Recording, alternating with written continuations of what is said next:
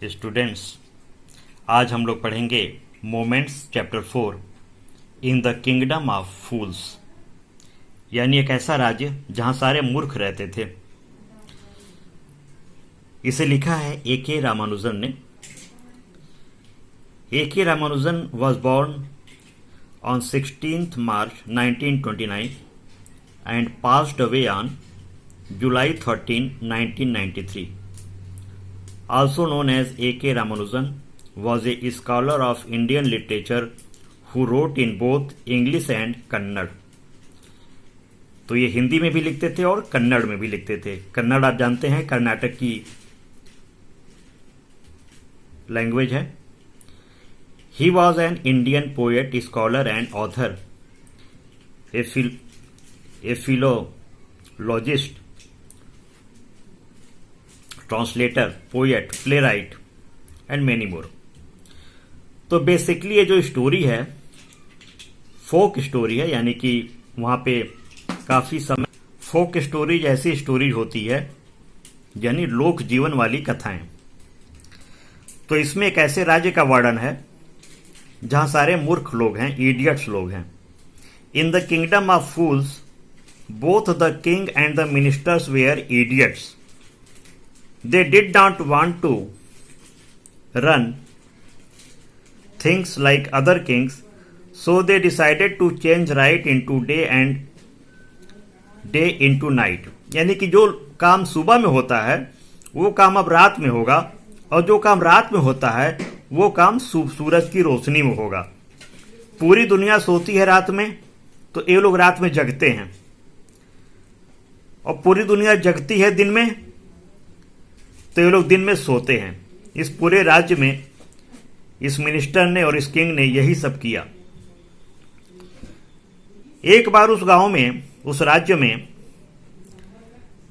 एक संत आते हैं और उनका एक फॉलोवर साथ में आते हैं। उस राज्य में घूमते हैं। उन लोगों को बहुत आश्चर्य होता है कि दिन में सब लोग सो रहे हैं और रात्रि में सब लोग जग रहे हैं। दुकानें रात्रि में खुल रही हैं। तो बहुत ही इन लोगों को आश्चर्य हुआ, संत को और उनके फॉलोवर को। फिलहाल ये लोग मार्केट में गए, बाजार में। वहां पे एक डुड्डू में बनाना भी मिल रहा था, केला भी मिल रहा था। एक डुड्डू में, यानी वहां पे कोई भी चीज, जो भी चीज ये लोग ले रहे थे, उसकी कीमत ज्यादा नहीं थी, सिर्फ एक डुड्डू थी। इससे संत का फॉलोअर बहुत प्रसन्न हुआ, क्योंकि एक डुड्डू में वो भर पेट खाना उसको मिल जा रहा था। संत ने कहा कि यहाँ पे रुकना ठीक नहीं है, क्योंकि यहाँ के लोग मूर्ख हैं और आगे चलकर हम लोगों को प्रॉब्लम हो सकती है। लेकिन उनका फॉलोअर नहीं माना। उसने कहा, गुरुजी आप जाइए, लेकिन मैं नहीं जाऊंगा। मैं तो इस राज्य में रहूंगा, क्योंकि इस राज्य में एक डुड्डू में इतना सारा खाना मुझे मिलता है। मेरी खाने की इच्छा यहां पे पूरी होती है। तब तक उस राज्य में एक घटना घटित होती है। एक चोर एक व्यापारी के यहां चोरी करने जाता है, और जब वो होल कर रहा होता है, छिद्र कर रहा होता है दीवार में, तो दीवार के पुरानी होने के कारण चोर के ऊपर दीवार गिर जाती है और वो मर जाता है। चोर मर जाता है।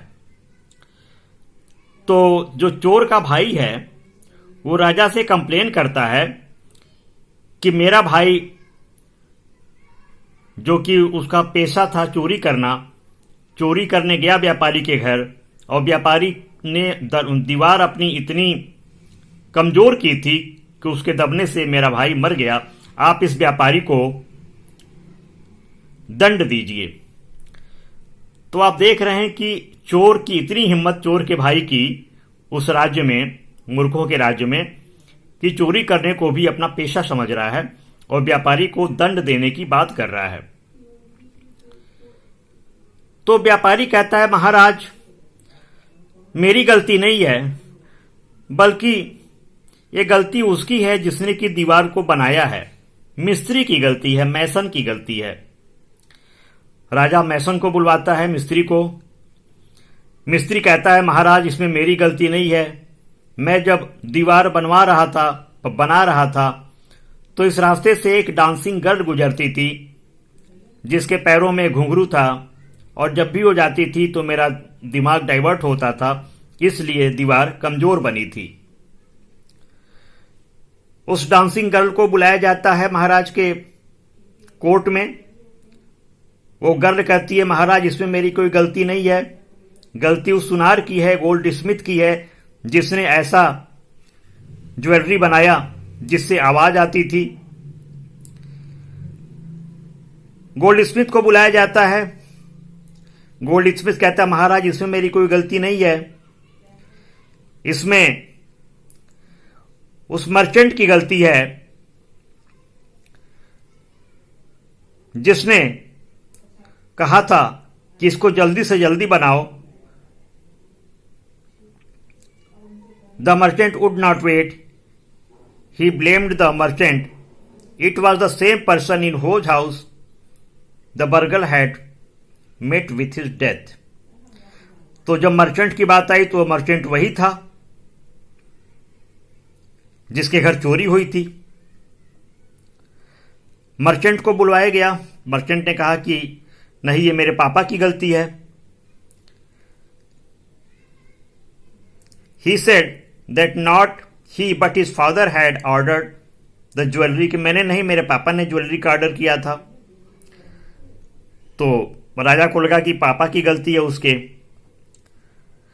तो लेकिन उसके पापा तो पहले ही पास अवे हो गए थे, डेड हो चुके थे। The king took the advice of his minister, he decided that the merchant should be executed because he had inherited all the wealth as well since of his dead father.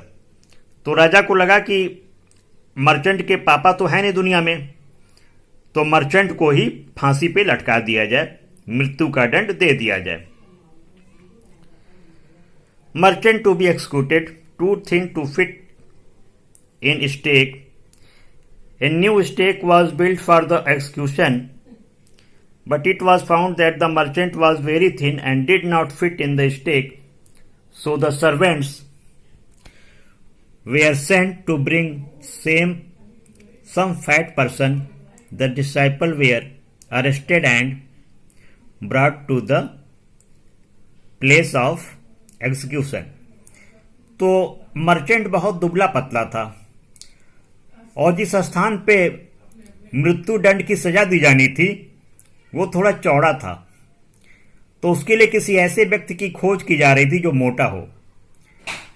तो जो संत का follower था, जो खाने के लालच में रुका हुआ था राज्य में, उसको पकड़ लिया गया और उसको भी साथ में व्यापारी के बांधा गया ताकि मौत की सजा देने में आसानी हो। तब तक गुरु जो संत थे वहां पे आए और उन्होंने राजा से कहा,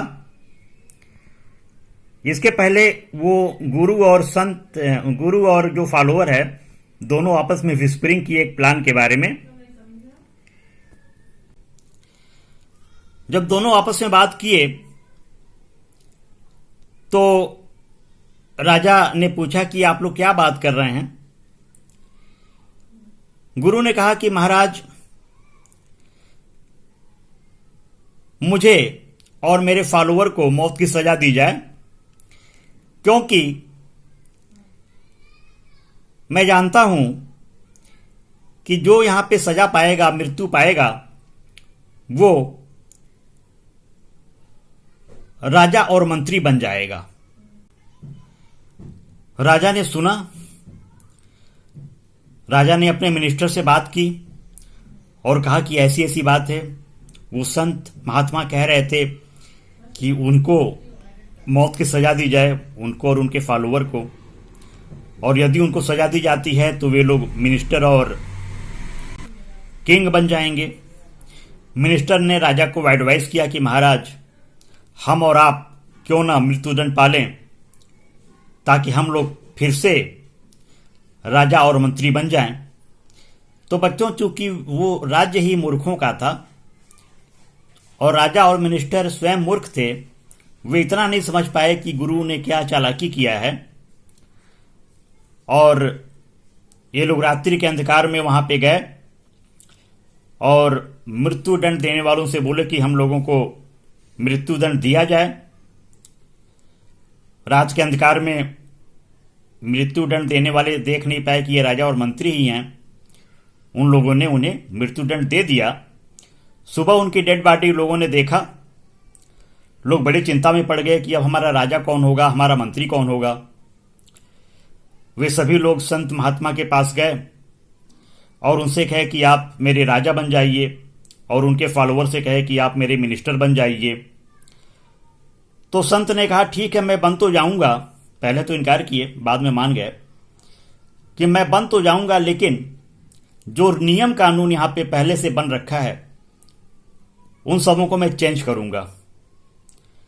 उस राज्य के लोग इस बात पे सहमत हो गए और इसके बाद वो राज्य मूर्खों के देश से आजादी पाया और उस राज्य ने बहुत ही उन्नति किया।